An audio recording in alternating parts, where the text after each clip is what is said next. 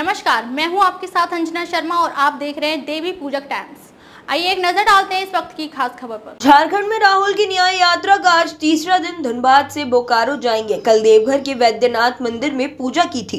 कांग्रेस सांसद राहुल गांधी की न्याय यात्रा का रविवार 4 फरवरी को 22वां दिन है। झारखंड में उनकी यात्रा का आज तीसरा दिन है। वे आज झारखंड के धनबाद स्थित गोविंदपुर मोड़ से न्याय यात्रा की शुरुआत करेंगे। फिर बिरसा मुंडा चौक पर लोगों को संबोधित करने के बाद बोकारो स्टील सिटी जाएंगे। राहुल बोकारो में चास के जोधीडी मोड़ से राजेंद्र नगर तक पदयात्रा करेंगे। फिर शाम में रामगढ़ जाएंगे। वहां लोगों को संबोधित करने के बाद रात में रुकेंगे। न्याय यात्रा के लिए राहुल 2 फरवरी की शाम में बंगाल से झारखंड के पाकुड़ पहुंचे थे। फिर 3 फरवरी को पाकुड़ से गोंडा पहुंचे थे। गोंडा के बाद राहुल देवघर पहुंचे और बाबा वैद्यनाथ मंदिर में पूजा अर्चना की। राहुल इस दौरान गुलाबी धोती पहने और माथे पर चंदन लगाए नजर आए। राहुल जब मंदिर से निकले तो वहाँ मौजूद लोगों ने नरेंद्र मोदी जिंदाबाद, राहुल गांधी मुर्दाबाद के नारे लगाए। राहुल शाम को देवघर से धनबाद पहुंचे थे। झारखंड में राहुल की न्याय यात्रा 2 फरवरी झारखंड के पाकुड़ में राज्य के मुख्यमंत्री चंपई सोरेन ने राहुल गांधी का स्वागत किया। पाकुड़ में राहुल ने लोगों से बात की और झारखंड की राजनीतिक अस्थिरता के लिए भाजपा को दोषी ठहराया। राहुल ने कहा, भाजपा ने एक बार फिर उस सरकार को तोड़ने और अस्थिर करने की कोशिश की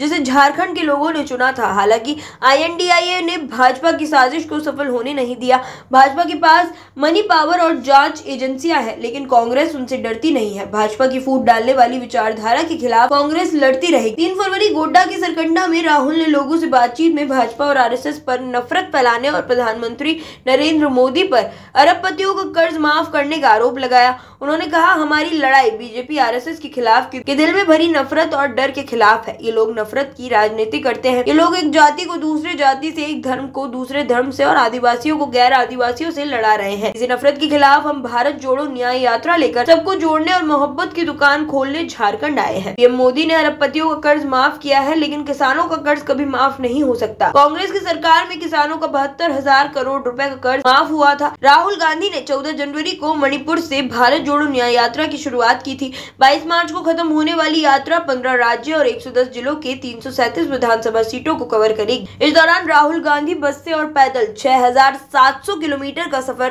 तय करेंगे। न्याय यात्रा मणिपुर से शुरू होकर नागालैंड, असम, मेघालय, पश्चिम बंगाल, बिहार, झारखंड, उड़ीसा, छत्तीसगढ़, उत्तर प्रदेश, मध्य प्रदेश, राजस्थान और गुजरात से होते हुए 20 मार्च को महाराष्ट्र के मुंबई में खत्म होगी। 66 दिनों तक चलने वाली भारत जोड़ो न्याय यात्रा देश के 15 राज्यों और 110 जिलों से होकर गुजरेगी। राहुल गांधी जगह जगह रुक कर स्थानीय लोगों से संवाद करेंगे। भारत जोड़ो न्याय यात्रा मणिपुर में 1 दिन रुकी थी। इसके बाद यात्रा नागालैंड गई और 2 दिनों में 257 किलोमीटर और 5 जिलों को कवर किया।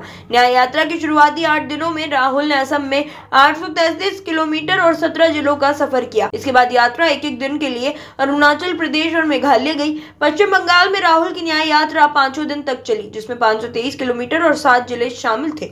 राहुल 25 जनवरी को असम से बंगाल पहुंचे थे। यहाँ 29 जनवरी को न्याय यात्रा बंगाल से बिहार में दाखिल हुई। बिहार में 425 किलोमीटर और 7 जिलों को कवर किया गया। इसके बाद 31 जनवरी का न्याय यात्रा वापस बंगाल पहुंची। इसके बाद झारखंड में यात्रा 8 दिन में 804 किलोमीटर और 13 जिलों को कवर करेगी।